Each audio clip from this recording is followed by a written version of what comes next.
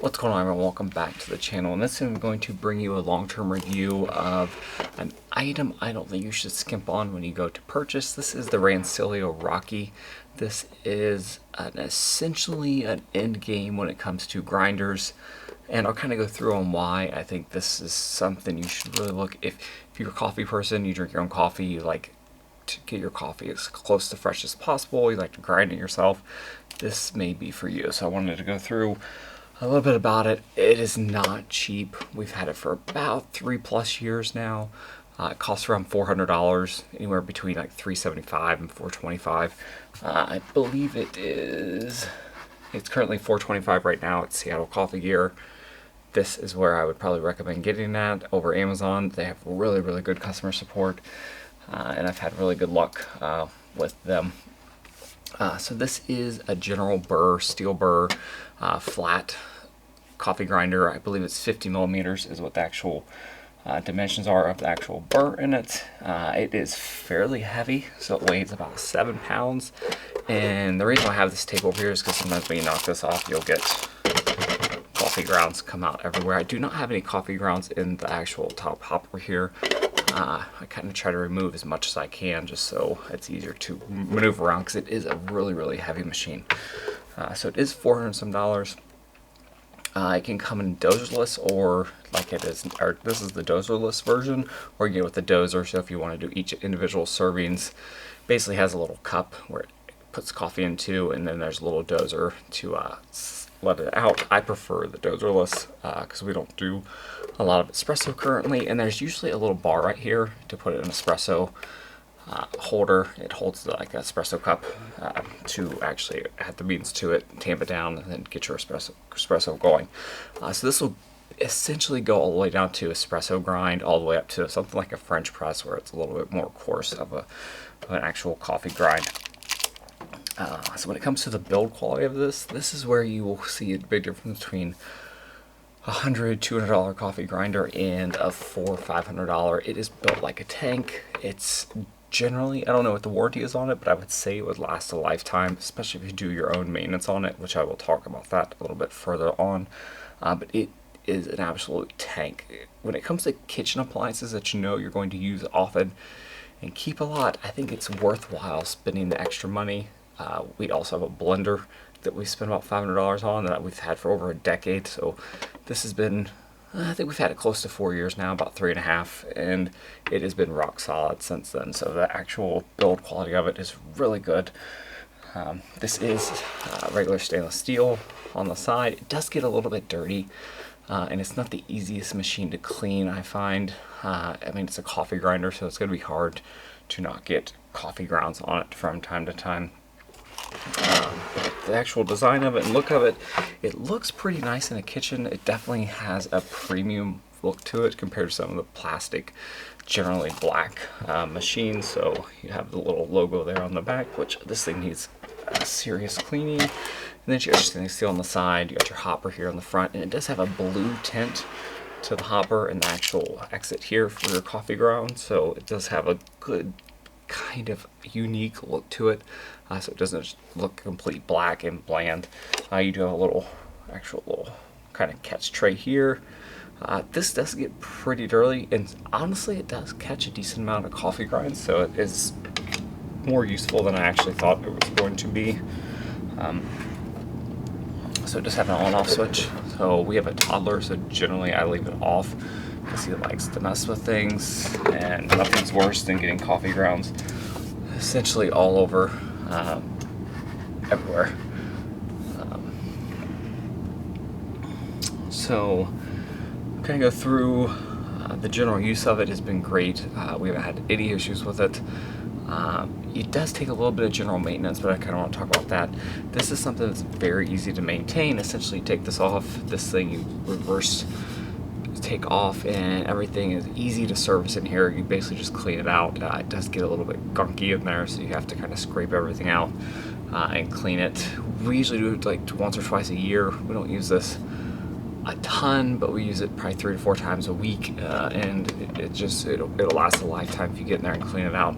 The second thing that I really like about this is you can get parts for it. So if you wanted to get a new burr for it, maybe this one wears out, or you grind it without any coffee beans in there somehow and it just messes it up. You can get new burrs for this fairly easy on the Rancilio website.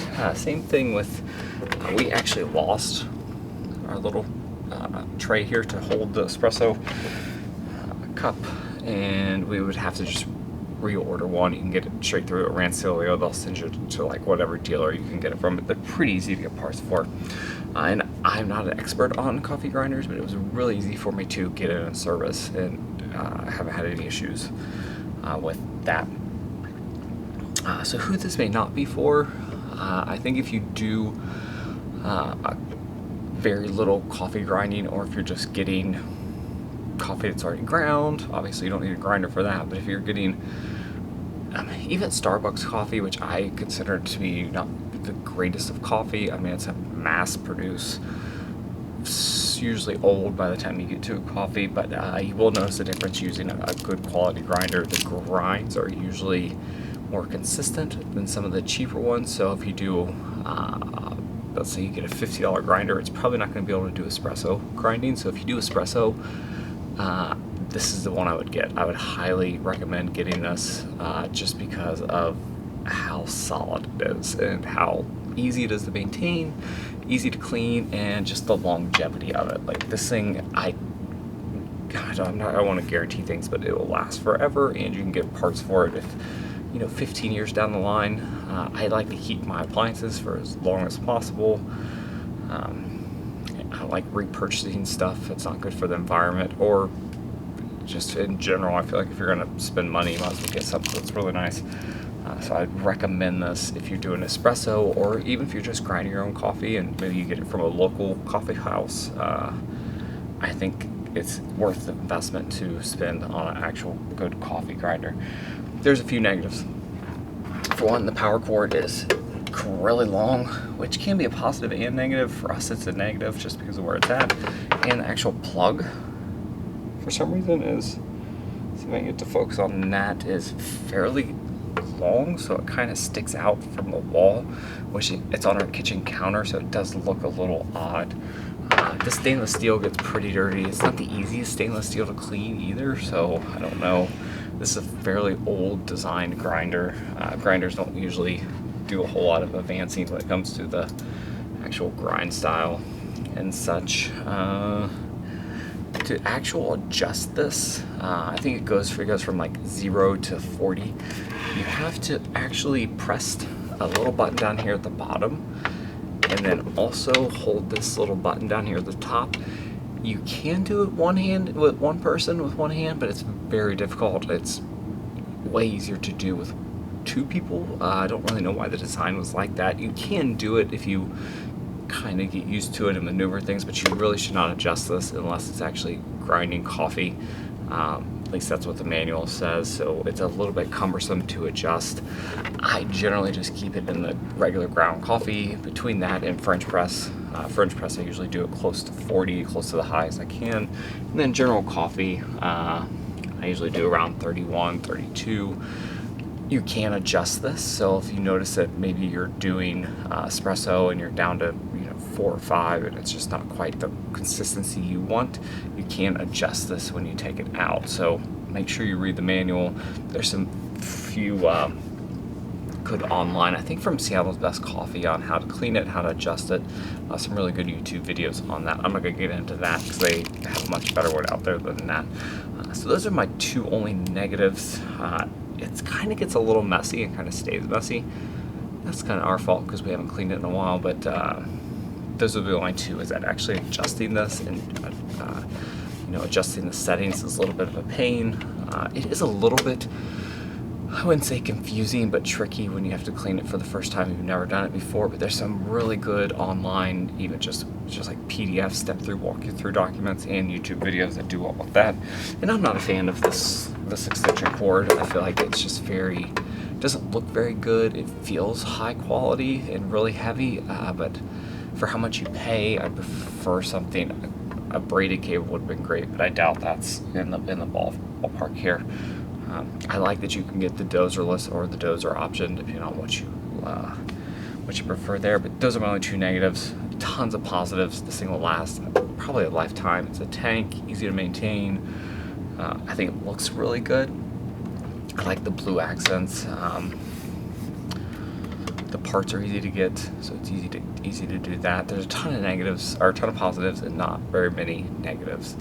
Obviously, if you don't use a grinder very often, this is probably not one for you. I don't think they make cheap ones. They do make an all digital one now. That's supposed to be a little bit easier, but I prefer the old school style.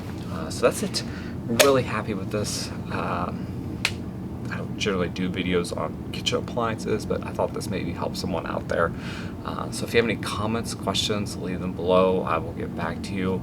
And have a good rest of the day, weekend, and whatever is out there. And I'll see you guys next time.